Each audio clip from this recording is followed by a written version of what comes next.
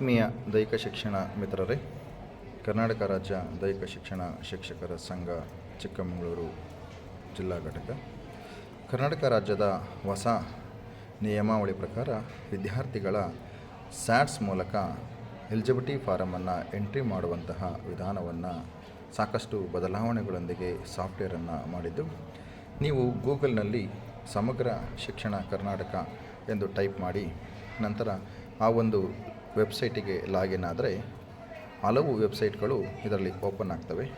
ನಂತರ ನೀವು ಕೆಳಗಡೆ ಬಂದು ಕ್ರೀಡೆಗಳು ಅಂತೇಳಿ ಒಂದು ಈ ರೀತಿ ಖೋಖೋ ಪೋಲ್ ಇರ್ತಕ್ಕಂತಹ ಚಿತ್ರವನ್ನು ಟಚ್ ಮಾಡಿ ಲಾಗಿನ್ ಅಂತಕ್ಕಂಥದ್ದನ್ನು ನೀವು ಲಾಗಿನ್ ಮಾಡಿದಾಗ ನಿಮಗೆ ಇಲ್ಲಿ ಸ್ಯಾಟ್ಸ್ ನಂಬರನ್ನು ಕೇಳ್ತದೆ. ಶಾಲೆಯ ಡೈಸ್ ನಂಬರು ಮತ್ತು ಶಾಲೆಯ ಡೈಸ್ ನಂಬರೇ ಪಾಸ್ವರ್ಡ್ ಕೂಡ ಆಗಿರ್ತದೆ. ನಂತರ ನೀವು ಅಲ್ಲಿ ಒಂದು ಚಾಪ್ತಾವನ್ನು ಕೇಳ್ತದೆ, ಅದನ್ನು ಎಂಟ್ರಿ ಮಾಡಿ ಲಾಗಿನ್ ಅಂತ ಕೊಟ್ಟರೆ ಲಾಗಿನ್ ಆಗ್ತದೆ. ನೀವು ಈ ಒಂದು ಲಾಗಿನ್ನಲ್ಲಿ ಸಾಕಷ್ಟು ಜನ ಈಗಾಗಲೇ ಸಮಸ್ಯೆಗಳನ್ನು ಎದುರಿಸಿದ್ವಿ. ಅದರಲ್ಲಿ ಅಪ್ಲಿಕೇಶನ್ ಸಂಬಂಧಪಟ್ಟ ಹಾಗೆ PE ಟೀಚರ್ ಸಂಬಂಧಪಟ್ಟ ಹಾಗೆ ರಿವ್ಯೂ ಎಲ್ಲ ನೀವು ನೋಡ್ಕೊಳ್ಬೋದು. ಈಗ ಒಂದು ಮಗುವಿಗೆ ಏಜ್ ಕ್ಯಾಟಗರಿನಲ್ಲಿ ಆಯ್ಕೆ ಮಾಡುವ ವಿಧಾನವನ್ನು ಒಮ್ಮೆ ನಾನು ಈಗ ತೋರಿಸ್ತಾ ಇದ್ದೀನಿ. ನಾನು ಒಂದು ನಮ್ಮ ಶಾಲೆಯ ವಿದ್ಯಾರ್ಥಿನಿ ಸ್ಯಾಟ್ಸ್ ನಂಬರನ್ನು ಎಂಟ್ರಿ ಮಾಡ್ತಾ ಇದ್ದೀನಿ.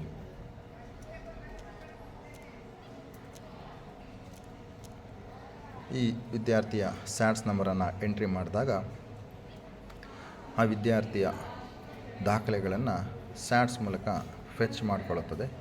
ಆಗ ಆ ವಿದ್ಯಾರ್ಥಿನಿ ಅಂಡರ್ 14 ಹಾಗೂ ಅಂಡರ್ 17 ಯಾವ ಕ್ಯಾಟಗರಿಗೆ ಬರ್ತಾರೆ ಅನ್ನೋದನ್ನು ಇದು ಆಯ್ಕೆ ಮಾಡ್ತದೆ. ನಾನಿಲ್ಲಿ ಆ ವಿದ್ಯಾರ್ಥಿಯನ್ನು ನಾನು ನೋಡಿದಾಗ ಆ ವಿದ್ಯಾರ್ಥಿನಿ ಅಂಡರ್ 14ಗೆ ಸೆಲೆಕ್ಟ್ ಆಗ್ತಾಯಿದೆ ಇದರಲ್ಲಿ.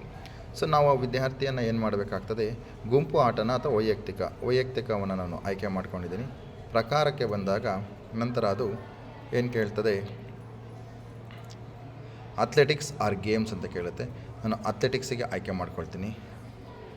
ಅಥ್ಲೆಟಿಕ್ಸ್ಗೆ ಆಯ್ಕೆಯನ್ನು ಮಾಡ್ಕೊಂಡ್ಮೇಲೆ ಆ ವಿದ್ಯಾರ್ಥಿನಿಯನ್ನು ಇಲ್ಲಿ ಏನು ಕೇಳ್ತದೆ, ಜೂನಿಯರ್ ಆರ್ ಮಿನಿ ಅಂತ ಕೇಳ್ತದೆ. ನಾನು ಆ ಹುಡುಗಿಯನ್ನು ಈಗ ಆ್ಯಕ್ಚುಯಲ್ ಏಜು 14, ನಾನು ಆ ಹುಡುಗಿಯನ್ನು ಏನು ಮಾಡ್ತೀನಿ 17ಗೆ ಸೆಲೆಕ್ಟ್ ಮಾಡ್ಕೊಳ್ತೀನಿ.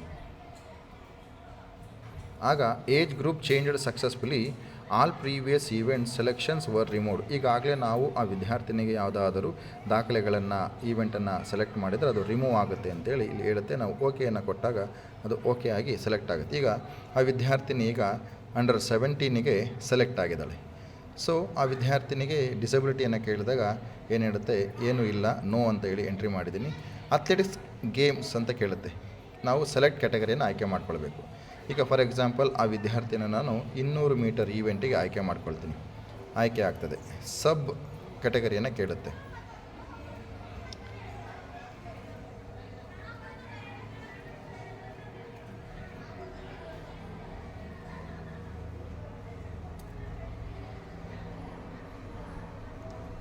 ಸೊ ಒಂದೊಂದು ಸರಿ ಹೀಗೆ ಸಾಫ್ಟ್ವೇರ್ ಒತ್ತಡ ಜಾಸ್ತಿ ಆದಾಗ ಅದು ಎಕ್ಸಿಟ್ ಆಗ್ತಕ್ಕಂತಹ ಸನ್ನಿವೇಶಗಳು ಕೂಡ ಇರ್ತದೆ. ಅದನ್ನು ನಾವು ಮತ್ತೊಮ್ಮೆ ರೀಸ್ಟಾರ್ಟ್ ಮಾಡಬೇಕಾಗ್ತದೆ.